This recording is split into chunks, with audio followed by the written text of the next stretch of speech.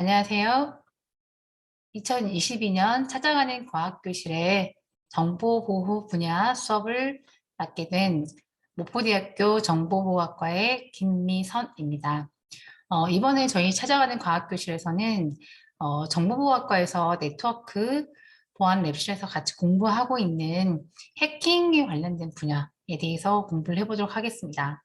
해킹이란 무엇인지에 대해서 먼저 같이 한번 살펴보고 해킹의 어떤 위험성과 그리고 어떤 방식으로 해킹이 이루어지는지를 우리가 파악하고 우리가 생활하는 데 있어서 해킹의 공격에 우리가 그냥 무방비하게 당하지 않고 우리가 잘 살펴보고 내 정보를 안전하게 보호할 수 있는 방법들을 같이 고민해 보고자 합니다.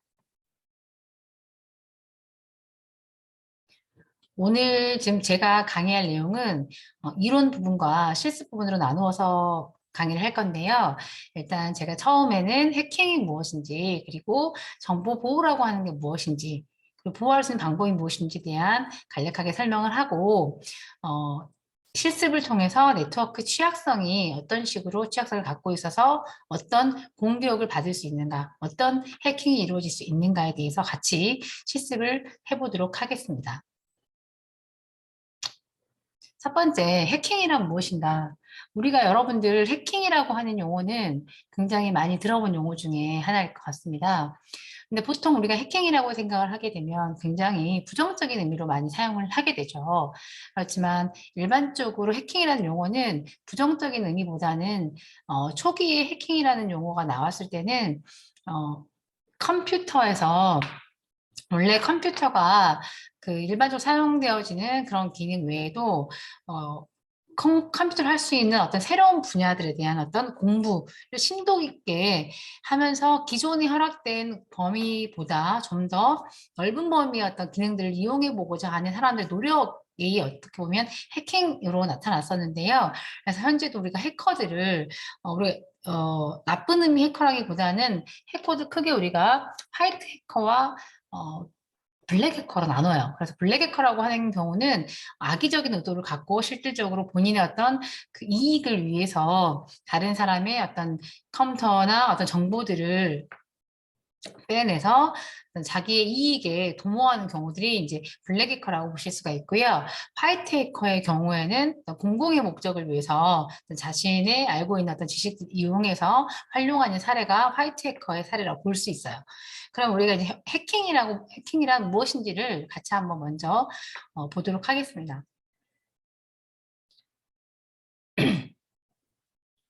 일반적으로 해킹이라고 하는 용어는요, 지금 자세히 소프트웨어, 네트워크, 웹 서비스, 앱 등 각종 정보 체계가 본래의 의도를 벗어난 동작을 일으키도록 하거나 주어진 권한 이상의 정보를 열람, 복제, 변경 가능하게 하는 행위를 광범위하게 이르는 말을 해킹이라고 한다라고 정의할 수 있는데요. 여기서는 여러분들이 빨간색으로 표시되어 있는 이 부분들을 집중적으로 보시면 좋을 것 같아요. 그래서 어, 볼 각종 정보 체계라고 하는 거는 우리가 사용하는 모든 컴퓨터 시스템을 의미합니다. 꼭 데스크탑을 얘기하는 건 아니고요. 스마트폰이 될 수도 있고, 데스크탑이 될 수도 있고, 노트북이 될 수도 있고, 태블릿이 될 수가 있고요. 또는 뭐 컴퓨터 시스템이 부착되어 있는 뭐 자율주행 차량 등, 그죠? 각종 정보 시스템을 포함하고 있는 어떤 것들을 얘기하는 거고요. 그 안에서 본래 의도를 벗어난 동작. 그러니까 원래 어떤 그런 정보 시스템들마다의 의도가 있었잖아요. 원래 그 범위가 사용하실 수 있는 범위가 있는데 그 의도를 벗어난 동작을 일으키도록 하는 행위 또는 그 정보 시스템에 주어진 권한 이상의 정보를 열람하거나 복제하거나 변경 가능하게 하는 행위를 우리가 광범위하게 해킹이라는 용어를 사용해서 얘기를 하고 있어요.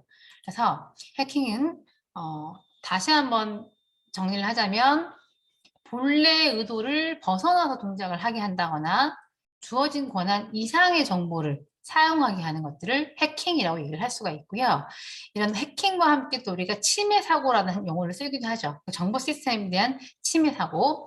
침해 사고라고 하는 거는 해킹보다는 좀 더 광범위한 그 용어라고 보실 수가 있는데요.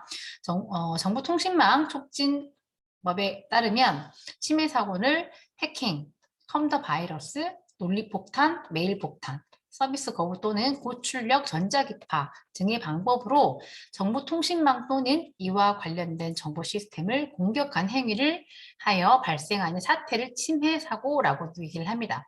그래서 다양한 방법으로 실질적으로 정보통신망, 그죠? 정보 시스템을 공격한 행위를 우리는 행위를 통해서 발생한 사태를 우리는 침해 사고라고 정의를 하고 있죠.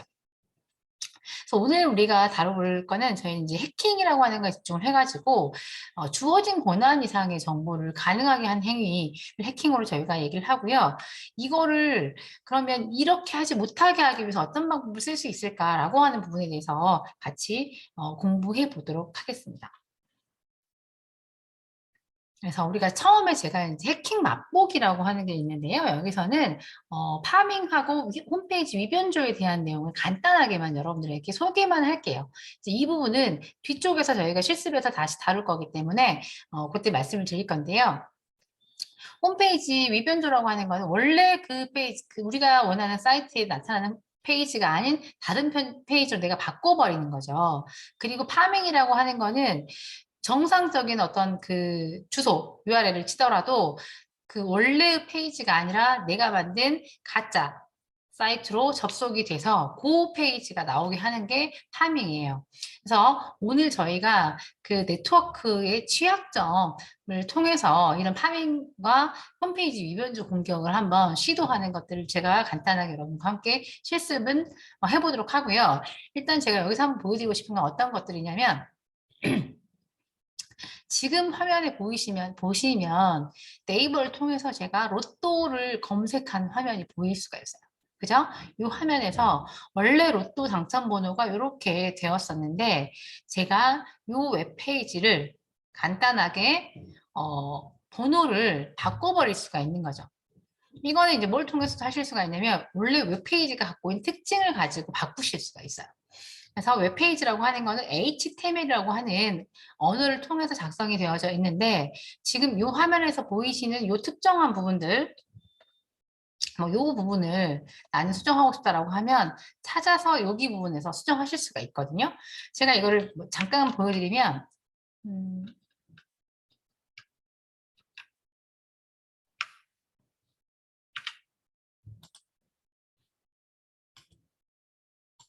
이렇게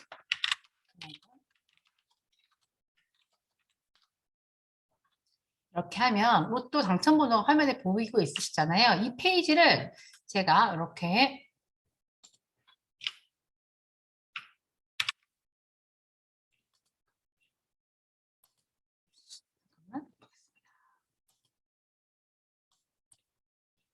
여기를 보시면 이렇게 개발자 도구라고 해서 이 부분에 대해서 개발된 내용, 그죠? 소스 코드, 쉽게 얘기하면 프로그램으로 치면 소스 코드죠. 소스 코드를 확인하실 수가 있고요.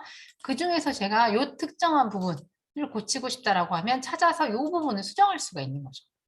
이렇게 하게 되면 간단하게 이렇게 페이지를 제가 위조할 수가 있는 거고 이거를 실제 정보인 것처럼 다른 사람들한테 보여주거나 하실 수도 있겠죠. 그래서 그렇게 되는 게 이제 홈페이지 위변조라고 보실 수가 있고요. 실질적으로 이제 이렇게 위변조에서 끝나는 게 아니라 이 페이지로 실질적으로 다른 사용자들이 로또 번호를 검색했을 때 내가 만든 이 페이지로 접근할 수 있게끔 유도하는 것까지 포함한다고 하면 이제 파밍이 될 수가 있습니다. 이런 공격들이 간단한 해킹 공격의 유형이라고 볼 수가 있을 것 같아요. 그리고 또 다른 방법에 이제 보시면 구글 해킹이라고 되어져 있는데 제가 방금 보여드렸던 구글 해킹이라는 거는 구글을 해킹하겠다는 뜻은 아니고요. 구글에서 주로 하는 건 뭘까? 우리 정보를 검색하는 거잖아요. 구글의 기능을 사용해서 구글에서 우리가 보여줄 수 있는 정보 외에도 더 많은 정보들을 찾아볼 수 있다는 뜻이에요. 구글 해킹이라고 하는 거는 구글을 통해서 해킹을 수행하겠다는 뜻인데요. 지금 화면에 보시면 구글에서 제가 파이썬 파일 타입의 PDF라고 하는 요거를 검색을 하게 되면 파이썬이 들어가 있는 PDF 파일만을 검색을 하게 돼요.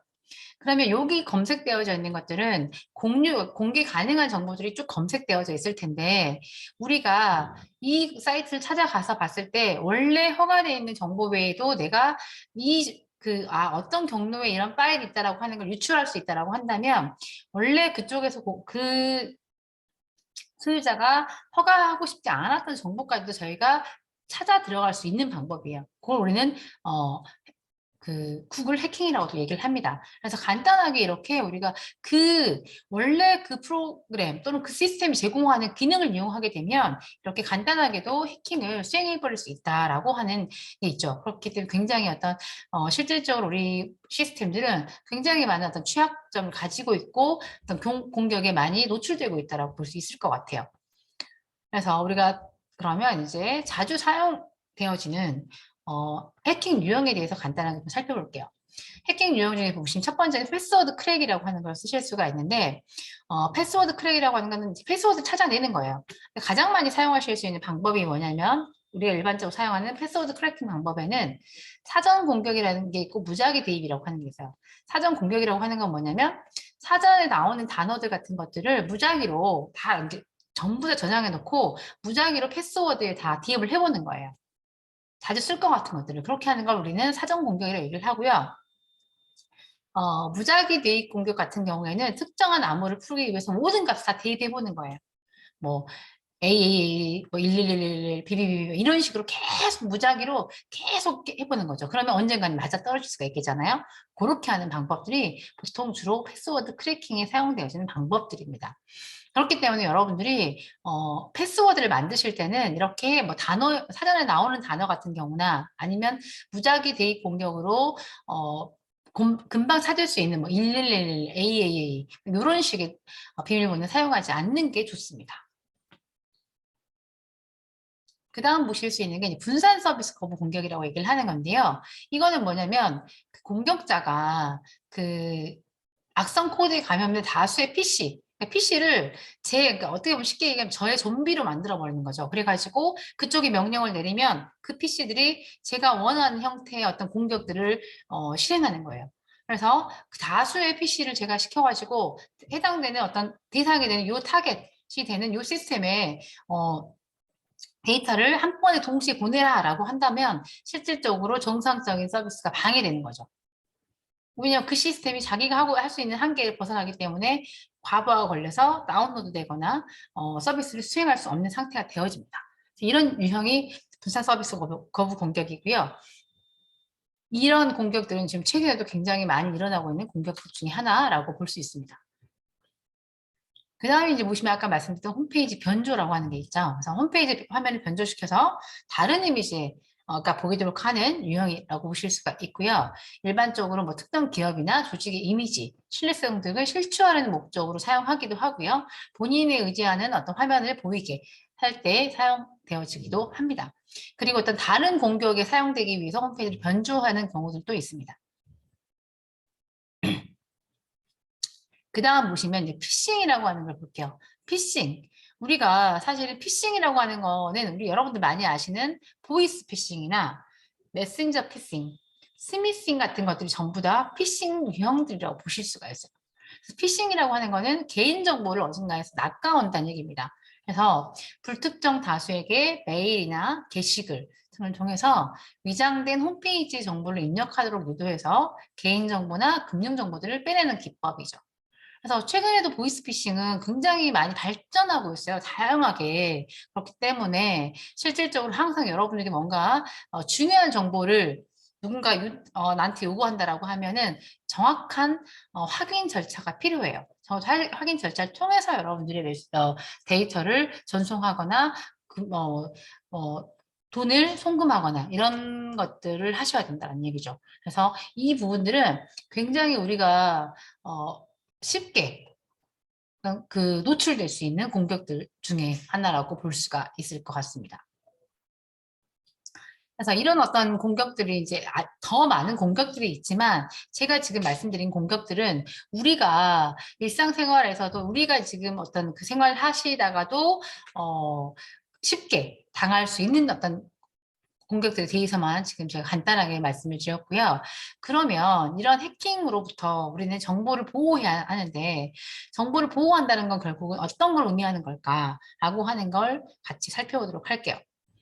그래서 정보를 보호한다라고 하는 건 뭐냐면 우리가 정보화 촉진 기본법에는 이렇게 정의를 하고 있어요. 정보의 수집, 가공, 저장, 검색, 송신, 수신 중에 정보가 훼손되거나 변조되거나 유출되는 것을 막기 위한 관리적 그리고 기술적 수단을 강구하는 걸 총칭해서 우리가 정보 보안이라고 정의를 합니다. 그리고 또 쉽게 얘기할 수 있는 방법으로는 우연히 또는 의도적으로 가장 중요한 부분은 제가 봤을 때 이 부분인 것 같아요. 좀 중요하니까 빨간색으로 표시를 하겠습니다. 허가받지 않은 정보의 누출, 전송, 수정, 파괴 등으로부터 보호하는 겁니다. 그러니까 허가되지 않은 사용자가 임의로 정보를 가져가 버린다거나 누구한테 전송한다거나 고친다거나 이렇게 하지 않도록 하는 게 정보 보안이라고 보실 수가 있고요. 우리가 앞에 얘기했던 해킹이라고 하는 그 정의를 가지고 생각한다고 하면 정보 보안이라고 하는 건 소프트웨어 네트워크, 아까 웹 서비스 앱 등 각종 정보 체계가 본래의 의도대로만 동작하고 주어진 권한에서만 정보를 열람하거나 보거나 변경하도록 하는 걸 우리는 정보 보안이라고 얘기를 하는 거예요. 그래서 내 정보가 원래 내가 지금 사용하고자 하는 목적대로만 그리고 그 정보를 볼 수 있는 권한 있는 사용자한테만 보고 고치고 그 다음에 복사하고 할 수 있도록 하는 게 정보 보안입니다. 그래서 이 정보를 그러면 우리는 이 정보를 보호하기 위해서 어떻게 하냐면 우리는 이 정보 시스템이 본래 의도대로만 동작하고 주어진 권한에서만 사용할 수 있도록 하기 위해서 꼭 지켜줘야 하는 것들을 우리는 정보 보안 목표라고 얘기를 해요. 그래서 우리가 정보 보호를 공부하는 사람들은 이 부분을 가장 중요하게 생각하죠. 그래서 정보 보안 목표는 이 세 가지 우리가 지금 보이는 기밀성, 가용성, 무결성이라고 하는 이 세 가지를 지키는 게 주어진 권한에서만 사용할 수 있도록 하는 방법이에요. 그래서 본래 의도대로만 동작하고 주어진 권한에서만 사용할 수 있도록 이 세 가지 기밀성과 가용성과 무결성을 지켜주는 게 정보 보안의 목표입니다. 그러면 기밀성은 무엇이냐? 기밀성은 권한이 있는 사용자만 정보를 볼 수 있게 하는 거, 읽을 수 있어야 되는 거예요. 누군가가 내 정보를 몰래 훔쳐보더라도 안의 내용을 읽을 수 없게 하는 거. 그게 기밀성입니다. 그래서 만약 권한이 있는 사용자는 물론 읽을 수 있어야 되겠죠. 그래서 그런 분만 읽을 수 있게끔 하는 게 기밀성. 가용성이라고 하는 거는 권한이 있는 사용자는 언제든지 정보를 사용할 수 있어야 돼요. 그러니까 내가 권한이 있는데 급하게 사용해야 되는데 누군가의 어떤 회방으로 인해서 사용할 수 없게 된다. 이건 문제가 있겠죠. 그렇지 않게 하는 게 가용성이에요. 그래서 내가 정보를 보호한다는 얘기는 이 가용성이 어느 때든지 지켜질 수 있게 하겠다는 거죠. 그래서 기밀성이 언제든지 지켜져야 된다. 이게 지금 저희가 정보 보호를 하는 목표입니다. 무결성은 무엇인가? 무결성은 정보의 정확성을 의미해요. 정보가 정확하다는 얘기는 권한이 있는 사용자에 의해서 정보가 관리된다는 얘기예요. 쉽게 얘기하면. 그래서 권한이 있는 사용자만 정보를 변경할 수 있는 걸 우리는 무결성이라고 얘기를 합니다. 그래서 우리가 정보 보호를 한다는 거는 이 세 가지. 내 정보가 항상 기밀을 유지해야 되고, 즉 권한 있는 사용자만 읽을 수 있어야 되고, 권한 있는 사용자는 언제든 사용할 수 있어야 되고, 권한 있는 사용자만 고칠 수 있도록 하는 게 정보 보호의 목표입니다. 그래서 우리가 그러면 이 기밀성을 위협하는 공격은 뭐가 있을까? 권한 있는 사용자만 읽어야 된다. 그래서 기밀성을 위협하는 공격 중에서 우리가 보통 나타나는 게 스니핑이라고 하는 게 있어요. 되게 어려운 용어처럼 보이는데 이 스니핑이라고 하는 건 쉽게 얘기하면 도청이나 훔쳐보기를 의미하는 거예요. 도청이나 훔쳐보기를 의미하는 거고 그래서 몰래 훔쳐보기, 슬쩍 훔쳐보기 이런 것들을 스니핑이라고 얘기를 합니다. 그래서 이거는 기밀성을 위협하는 거예요. 몰래 보는 거니까. 권한 있는 상정을 읽어야 되는데 보는 거니까. 이런 공격들이 있고요. 이런 공격들에 대해서 저희가 이제 막기 위해서 사용하는 기법이 뭐가 아니라 암호화라고 하는 걸 쓰는 거죠. 암호화를 통해서 우리가 이제 뒤에 나오겠지만 암호화를 통해서 스니핑을 막을 수가 있어요. 그래서 기밀성을 지키는 방법은 암호화인데 암호화는 평문을 암호화문으로 바꾸는 건데요. 권한이 있는 사용자만 그 내용을 알 수 있게 하는 겁니다. 그래서 스니핑을 통해 훔쳐보더라도 내용을 알 수 있도록 하는 거죠. 누군가 나한테 내 말을 도청하고 있는데 그 사람은 알지 못하는 이상한 제가 외계어를 가지고 막 얘기를 하는 거예요. 그러면 아무리 몰래 들어도 내용을 알 수가 없겠죠. 그죠? 외계어를 제가 사용해서 되게 중요한 문서를 작성을 하게 되면 누군가 그걸 제 거를 가서 훔쳐서 읽어보려고 해도 아는 내용을 읽을 수가 없는 거예요. 그렇게 하는 게 암호화라고 생각하시면 됩니다. 그래서 일정 규칙에 따라서 평문의 문자들을 의미 없는 문자들로 바꾸는 행위죠. 이게 암호화입니다. 그리고 권한 있는 사용자는 다시 물론 풀 수 있어야 되고요. 이게 암호화, 기밀성으로부터 지키는 방법 중에 하나입니다. 무결성을 볼까요? 무결성을 위협하는 공격들은 어떤 것들이 있냐면 첫 번째가 변조예요. 권한이 없는 사용자가 막 고쳐버리는 거죠. 그래서 자신에게 유리하도록 정보를 조작하는 거예요. 보통 11등인데 7등. 11에서 제가 여기를 이렇게 하나를 그으면 얘가 뭐가 돼버리는가? 7이 돼버리죠. 7등. 이런 식으로 변조하는 것들. 그 다음에 가장 또는 스푸핑이라고 얘기를 합니다. 속이는 거예요. 그래서 공격자가 다른 사람으로 위장해서 정보를 이용하는 거죠. 예를 들면 가짜 은행 사이트를 가지고 그 은행 사이트 통해서 뭔가 송금이나 이런 거래가 이루어지게 한다거나 이런 것들이 스푸핑이라고 보시면 됩니다. 그 다음에 또 이제 어떤 것들이 있냐면 뭐 리플레잉이라고 하는 게 있어요. 재현 공격.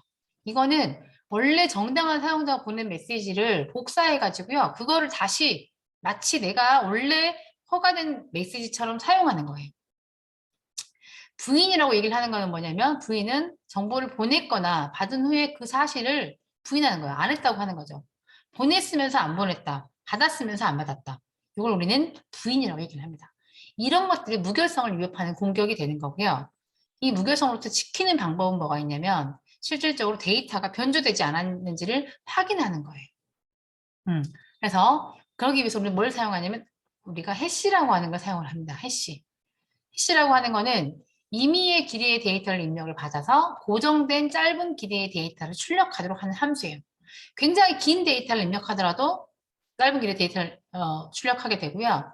포함된 데이터에서 1비트만 수정하게 되더라도 출력이 아주 많이 달라집니다. 그래서 이 데이터가 바뀌어버렸네 라고 하는 걸 확인할 수 있도록 하는 그런 방법이에요. 그래서 우리가 조금 이따 이제 실습을 통해서 한번 해시도 작성을 한번 해보도록 할게요. 이런 식이죠. 먼저 예를 한번 들어보이면 요 A라고 하는 네 글자가 있는데 이거를 우리가 해시라고 하는 방법을 사용하게 되면 요 짧은 것도 이렇게 긴 길이, 요 길이의 그 코드가 출력이 돼요. 여기서 지금 제가 굉장히 작은 데이터를 입력을 하지만 항상 고정 길이가 나옵니다. 그리고 지금 이 글자에 제가 대문자 A 하나만 바꿨는데도 이렇게 코드 값이 상당히 많이 달라지죠. 요게 해시예요. 그래서 이렇게 하는 걸 해시. 그래서 뭐가 바뀌었네라고 하는 걸 금방 확인할 수 있도록 하는 겁니다. 그 다음에 주로 사용하는 게 뭐냐면 디지털 서명이라고 하는 거죠. 그래서 네트워크에서 송신자의 신원을 증명하는 겁니다. 내가 뭔가 파일을 보내면 그 파일 끝에 제가 디지털 서명을 만들어서 보내요. 받은 사람은 그 서명을 확인해가지고 이 사람이 진짜 보낸 게 맞네 라고 확인할 수 있도록 하는 방법이 디지털 서명입니다. 어려운 부분은 조금 넘어가고 이런 방법이 있다 정도만 설명을 일단 드릴게요. 그 다음에 가용성을 위협하는 공격들은 어떤 게 있나? 가용성은 아까 우리가 했던 디도스 공격 기억나시죠? 디도스 공격 같은 경우에는 굉장히 많은 좀비 PC가 한 시스템을 목표로 해가지고 동시에 데이터를 보내버리면 뭔가를 보내버리면 그 시스템이 다운돼서 원래 해야 되는 그 동작을 못하는 거죠. 서비스를 못하는 거예요. 그게 뭐냐면 도스 공격 그리고 디도스 공격들이 됩니다. 그래서 서비스 거부 공격이라고 얘기를 하는데 아까 제가 말씀드렸던 디도스 같은 경우에는 분산 서비스 거부 공격이라고 얘기를 해요. 그래서 한 군데에서 공격을 시키는 게 아니라 여러 군데에서 동시에 이렇게 수행하도록 하는 게 서비스 거부 공격이라는 게 있습니다. 그리고 과용성이라고 하는 부분은 사실은 다양한 방법으로 시도되고 있기 때문에 사실상 막기 어려운 위협 중에 하나예요. 왜냐하면 그리고 아까 디도스 같은 경우에도 다양한 곳에서 굉장히 많은 좀비 PC에 의해서 이루어지기 때문에 공격자를 추적하기가 쉽지 않습니다. 그래서 보통 네트워크에서의 어떤 가용성의 방법은 도스나 디도스가 있을 수 있지만 또 다른 가용성에 대한 위협 같은 경우에는 누군가가 내 아이디 패스워드를 크래킹하기 위해서 다수의 패스워드를 막 쳐보다가 그렇게 되면 우리가 일정 시간 동안 그 로그인 할 때 일정 횟수 이상의 패스워드를 입력을 하게 되면 일정 기간 동안 사용할 수 없게 되는 거잖아요. 그것도 역시나 가용성에 대한 공격이라고 볼 수가 있어요. 그런 것들이 가용성에 대한 공격이라고 보실 수가 있고, 지키는 방법 같은 경우에는 실질적으로 좀 막기가 어려운 방법이지만 방금 말씀드렸던 누군가한테 패스워드를 무작위로 계속 쳐보다가 내가 사용해야 되는 상황에서 너무 많은 횟수를 초과했기 때문에 사용할 수 없게 된다. 이런 것들을 막기 위해서는 비밀보호는 가급적으로 어렵게 만들어 주시는 게 좋습니다. 그러면 우리가 이제 지킬 수 있는 방법들이 어떤 게 있는지 이 부분들을 볼 건데요. 그래서 지금 방금까지 설명드렸던 그 이론 부분들, 제가 간단하게 정보보안의 목표가 무엇인가, 그 다음에 어떤 공격들이 있고 어떻게 지킬 수 있는가, 해킹이 무엇인가라고 하는 거를 설명을 드렸고요. 지금 저희가 이제 실습을 통해서는 이것들을 어떻게 할 수 있을까 간단한 방법들을 몇 개 시도해 보겠습니다. 그래서 오늘 이론 수업은 방금 설명드렸던 것처럼 거기까지 정리하도록 할게요. 자, 해킹이 무엇이고 어떤 공격들이 있고 그리고 정보를 보호하기 위해서 어떻게 해야 되는가 라고 하는 간단하던 이론적인 내용을 설명드렸고 이거에 대한 실습 부분을 저희가 이제 같이 진행을 해보도록 하겠습니다.